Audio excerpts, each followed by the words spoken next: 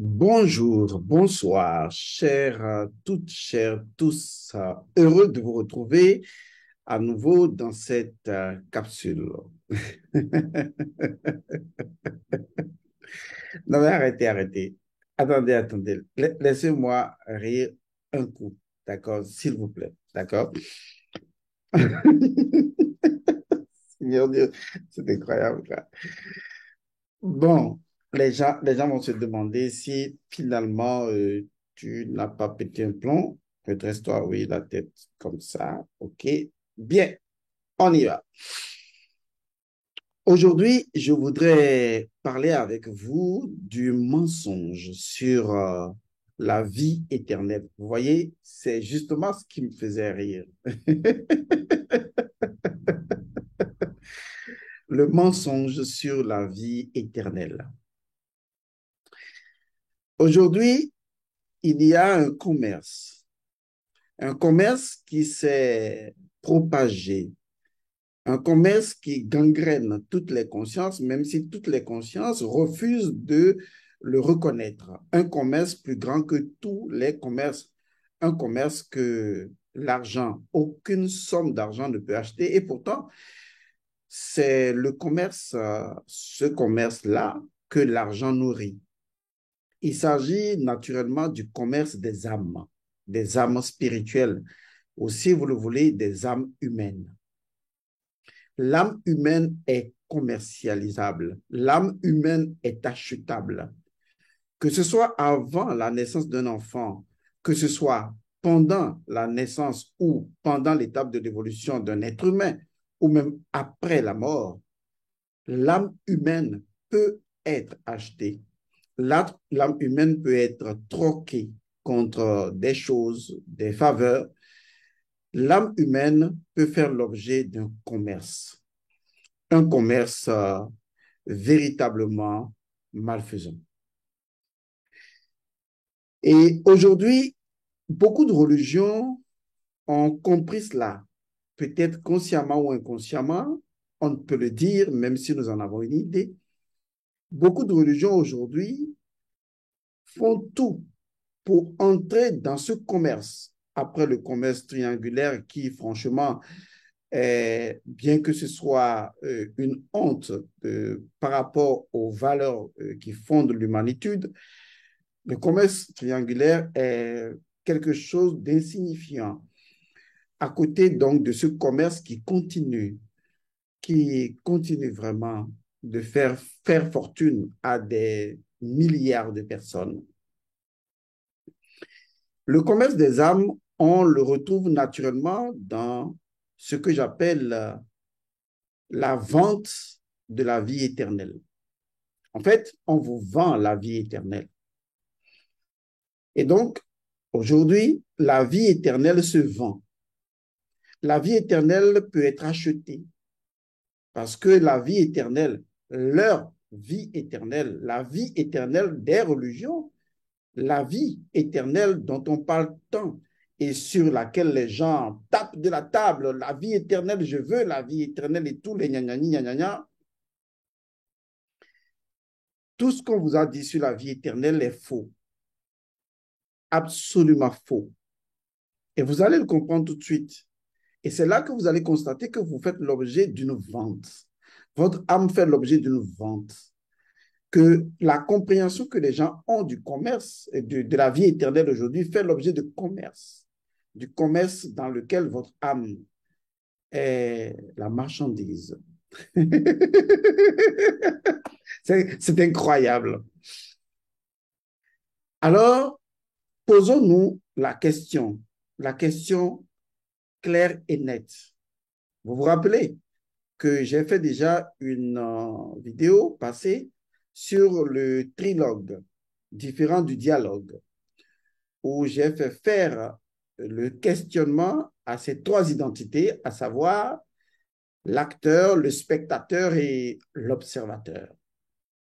Et donc, vous avez maintenant une idée de la questionologie, une idée de comment on peut poser une question. Et donc, au lieu de demander comment atteindre la vie éternelle, ou peut-être de demander qu'est-ce que la vie éternelle, alors on ferait mieux d'aller directement dans la symbolique des choses et de poser la question, pourquoi la vie éternelle? En fait, le fait même de poser la question, pourquoi la vie éternelle, montre qu'il ne peut pas ne pas y avoir de vie éternelle. Car le pourquoi fonde la nécessité ou l'obligation de l'être-té d'une chose pour que le tout soit le tout. Autrement, le tout ne serait pas le tout. Et par conséquent, la vie éternelle est et existe. Mais elle n'est pas du tout ce que l'on vous dit. Elle n'est pas du tout ce que l'on vous vend. Et elle ne fait pas l'objet d'une vente ni d'un commerce ou d'un conditionnement quelconque. OK, faisons le point. Si vous croyez en Jésus, vous irez dans la vie éternelle. Si vous ne croyez pas, et donc vous n'aurez pas la vie éternelle. Ce sont des conneries. Si vous faites partie de la religion musulmane, Mahomet et tous les nanani, nanana, à la fin, et puis la résurrection, nanani, nanana, vous irez dans la vie éternelle. Ça ne veut rien dire. Ou non, vous irez, bon, pas dans la vie éternelle, bon, voilà, ça ne veut rien dire. Vous ne voyez pas? La vie éternelle, telle qu'on vous la présente, est assujettie elle-même. Vous voyez, est assujettie elle-même à un conditionnement. Et donc, sans ces conditions, eh bien, elle ne peut pas vous être octroyée. Ce qui veut dire en clair que, comme les gens vous l'ont enseigné, vous devez, en griffe, mériter la vie éternelle. Et ceci en posant des bonnes actions. Et si vous posez les mauvaises actions, vous n'irez pas dans la vie éternelle. Ce sont des conneries. Ce que je dis peut paraître dur, à la limite insultant, et peut-être peut amener des personnes à réagir négativement à mon endroit. Mais vous connaissez la suite de la phrase que je vais prononcer avec élégance. Je m'en fiche. Alors, laissez-moi vous expliquer les choses à partir de la compréhension métaphysique des choses. La vie éternelle, l'éternité ou l'éternel, revenons, la vie éternelle n'est assujettie à aucune condition. Cela veut dire que tout le monde, et c'est ça la compréhension de la spiritualité archaïque, tout le monde, qui qu'il soit, quoi qu'il soit, quelle que soit la chose, quel que soit l'être, fondamentalement, naturellement, intrinsèquement, a droit à la vie éternelle. La vie éternelle, c'est le droit de l'âme. Parce que l'âme est une entité émanée par l'esprit.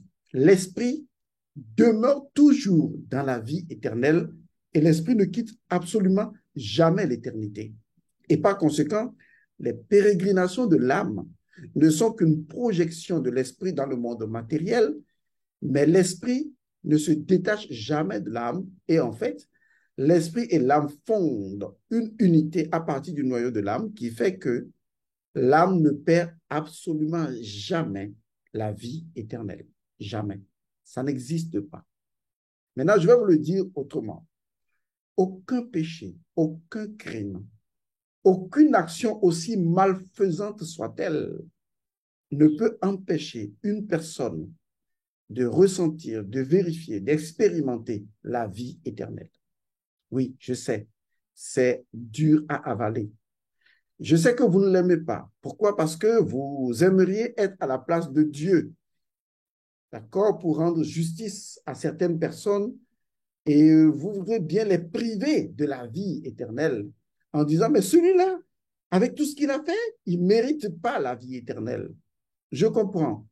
Il n'existe pas en l'humain un principe de vengeance.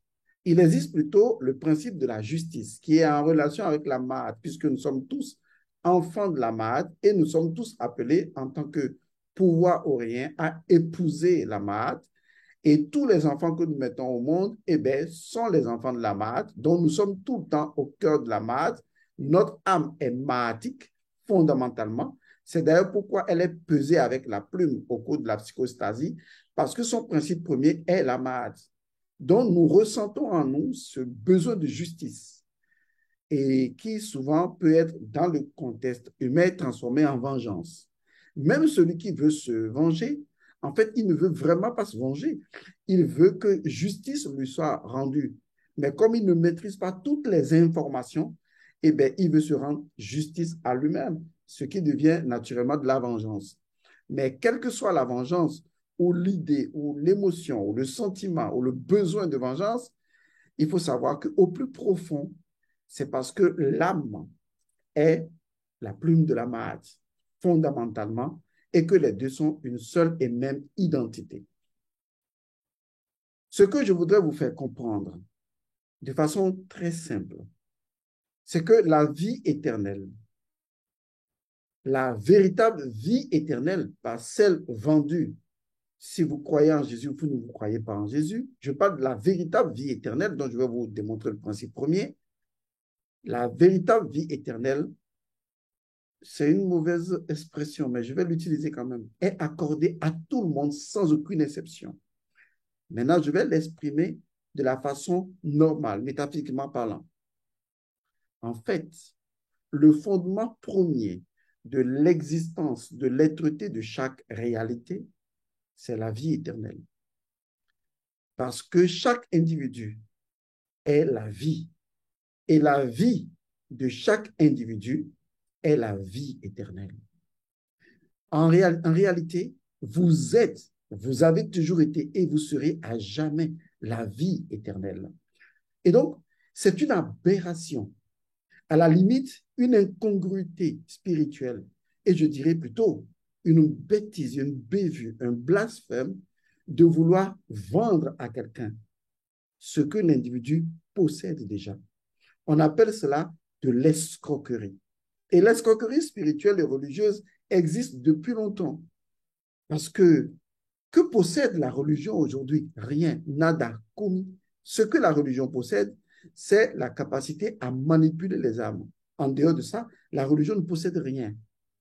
Parce que pour pouvoir posséder quelque chose, il faut naturellement apprendre à rendre les gens libres. La religion ne vous rendra jamais libre. Pourquoi le fera-t-elle? Parce que justement, si elle vous rendait libre, ben, il lui resterait quoi? Il lui resterait absolument rien du tout. Elle a besoin de la manipulation, du pouvoir de manipulation. Elle a besoin de contrôler les masses pour se donner une certaine existence. C'est ça les religions institutionnalisées. Et par conséquent, le commerce des âmes, dans sa section, la vente de la vie éternelle à des individus que j'appelle des imbéciles et des idiots spirituels, qui peuvent même acheter, vendre leur immeuble, donner leur terrain pour la vie éternelle, pour quelque chose que ces gens ont déjà. Wow.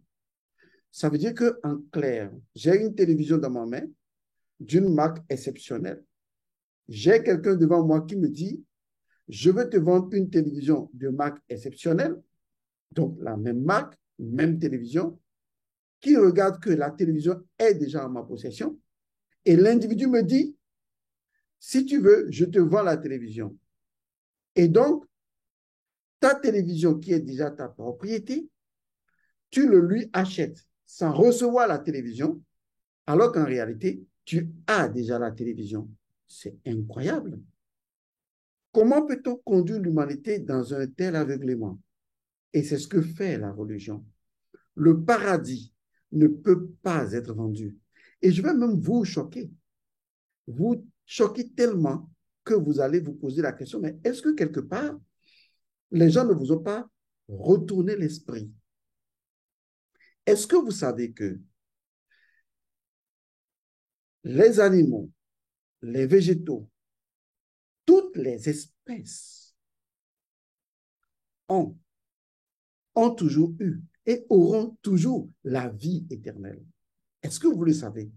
Est-ce que vous savez que toutes les choses ont toujours existé de toute éternité et qu'il n'y a jamais eu un temps où les choses n'ont jamais été et que toutes les choses ont toujours été et que la vie éternelle est la nature fondamentale de chaque existant et que chaque existant dans l'éternité ne se perd absolument jamais et que sa préexistence ou son essence est immortelle, éternelle, quels que soient les péchés, quels que soient les crimes commis.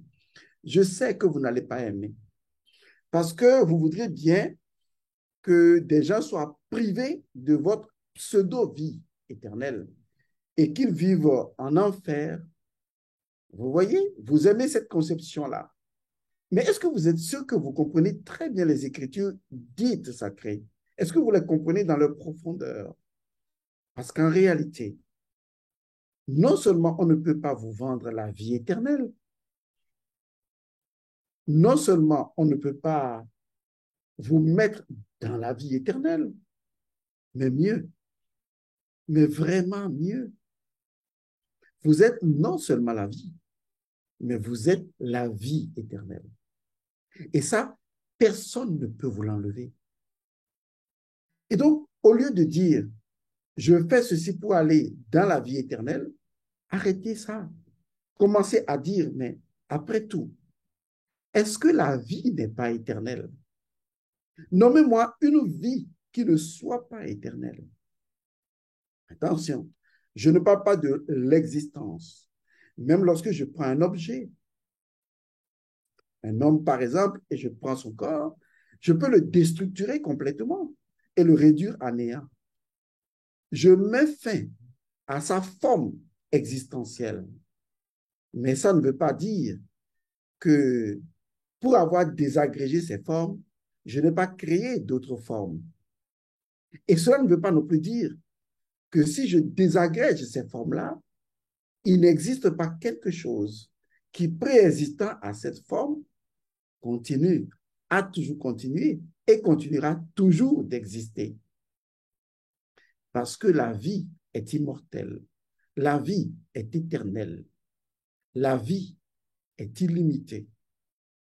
La vie qui est en vous, qui est en toutes choses, qui est dans les planètes, qui préside à la formation d'une planète, la vie distincte de chaque espèce, de chaque créature, la vie, quelle qu'elle soit, avec la forme et sans la forme, la vie est éternelle. Normalement, ce que vous devez commencer à faire, c'est de changer complètement de paradigme et de savoir que vous vivez déjà dans la vie éternelle, que vous avez toujours vécu dans la vie éternelle et que personne ne peut vous mettre dans la vie éternelle. Aucun sauveur, aucun maître, aucun gourou ne peut vous mettre dans la vie éternelle. Par contre, la seule chose que nous pouvons faire, c'est de vous faire prendre conscience que vous êtes dans la vie éternelle, que vous avez toujours été dans la vie éternelle, que vous serez toujours dans la vie éternelle parce que vous êtes la vie éternelle. C'est ce qu'on appelle la connaissance de soi. Mais est-ce que parce que j'ignore qui je suis, c'est-à-dire la vie éternelle, que la vie éternelle n'est plus la vie éternelle? Non, pas du tout. C'est ça le chemin de l'éveil. Car la spiritualité ne vous donne pas quelque chose que vous n'aviez pas.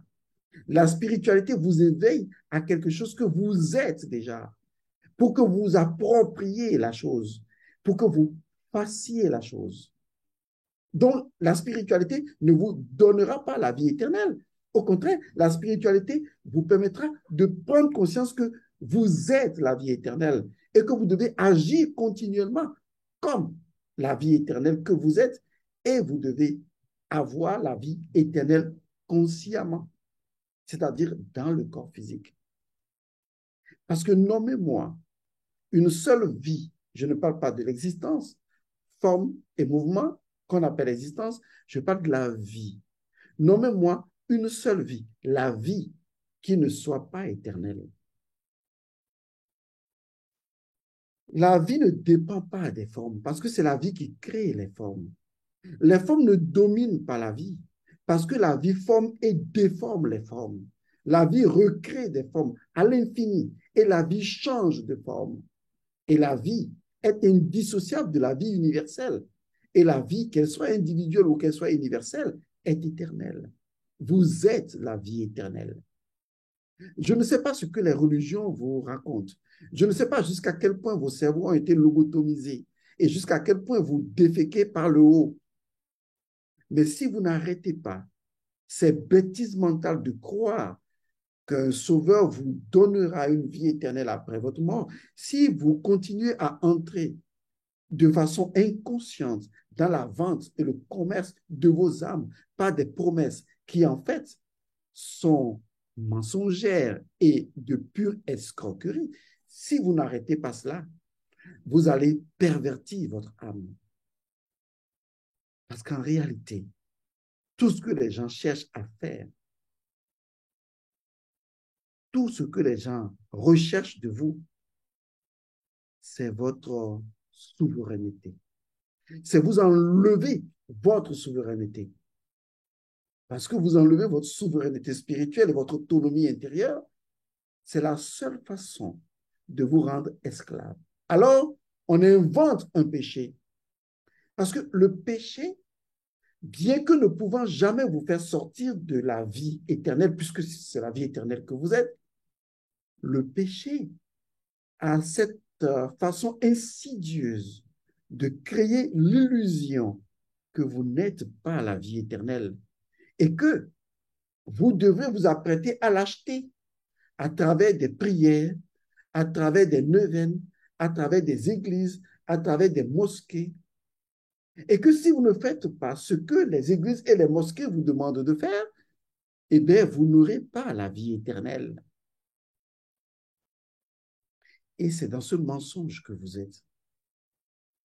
Alors, comment un individu peut-il sortir du mensonge religieux si en fait il se repose sur le mensonge religieux pour acquérir quelque chose qui transcende le mensonge religieux? Voilà le problème que vous avez.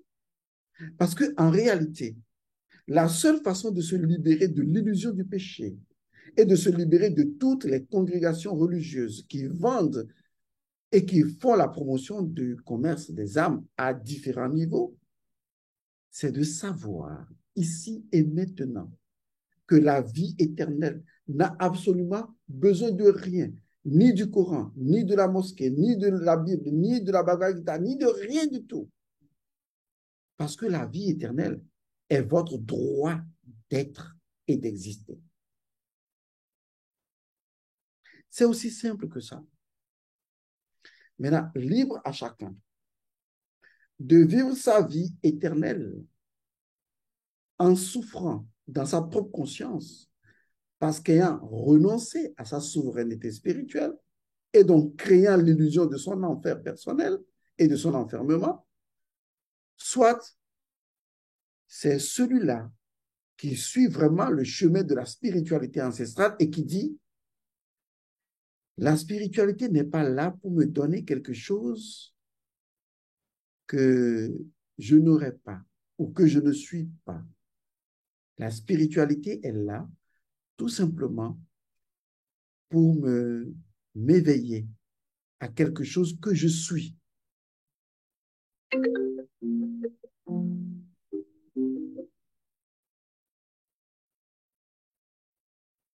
Pour m'éveiller, la spiritualité est là pour m'éveiller à quelque chose que je suis et que aucune condition ne pourra jamais me faire perdre. Alors, réveillez-vous, ouvrez les yeux. Sachez ici et maintenant que la seule façon de retrouver votre intégrité spirituelle, c'est de comprendre que les choses qui sont de l'être n'ont besoin d'aucune condition et que ces choses sont vôtres